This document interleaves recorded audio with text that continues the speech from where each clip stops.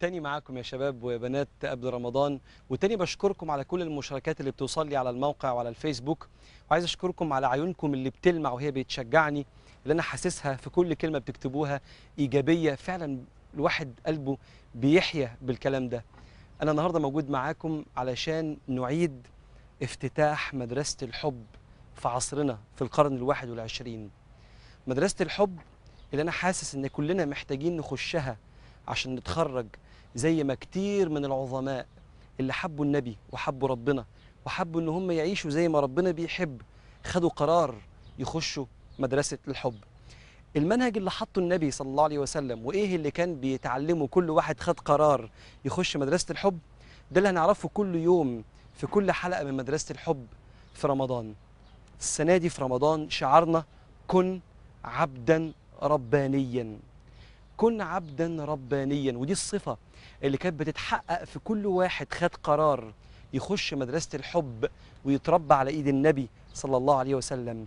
وانا دايما بسأل نفسي وبسأل اللي بيتفرجوا عليا، ما نفسكش تكون عبد رباني؟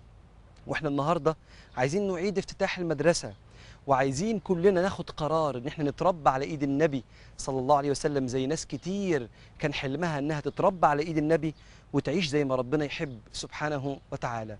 واحنا عملنا شيء رمزي، شيء رمزي يثبت صدق نيتنا في حب ان احنا نتربى فعلا تربية النبي صلى الله عليه وسلم.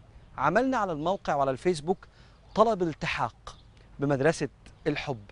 الطلب ده اللي هيخش هيدون اسمه وهيملى الطلب ده، وكأني دلوقتي وانا عندي يقين ان النبي صلى الله عليه وسلم بيشوف اعمالنا، وده كلام ربنا، وقل اعملوا فسيرى الله عملكم ورسوله صلى الله عليه وسلم.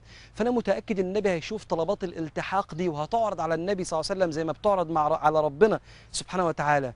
ويا سلام لما تبقى آلاف الطلبات طلب الالتحاق بمدرسة الحب عشان نتربى على ايديك يا رسول الله. يا سلام لما النبي يشوف آلاف بل ملايين الطلبات كلنا عايزين نكون عبدا ربانيا. يا فرحة النبي صلى الله عليه وسلم، ويا فرحة ربنا ومباهاة ربنا قدام الملائكة بكل واحد نفسه يكون زي ما ربنا أمرنا كن عبدا ربانيا. يلا خشوا على مصطفحسني.com أو على الفيسبوك، وكل واحد فينا يسجل اسمه، يسجل اسمه عشان يكون جنب أبو بكر وجنب عمر وجنب فاطمة بنت النبي صلى الله عليه وسلم اللي اتربوا في مدرسة الحب. يلا خش جنب محمد الفاتح وجنب أسماء بنت أبي بكر وجنب الإمام الغزالي اللي كلهم دخلوا مدرسة الحب وكلهم اتخرجوا منها عباد ربانيين.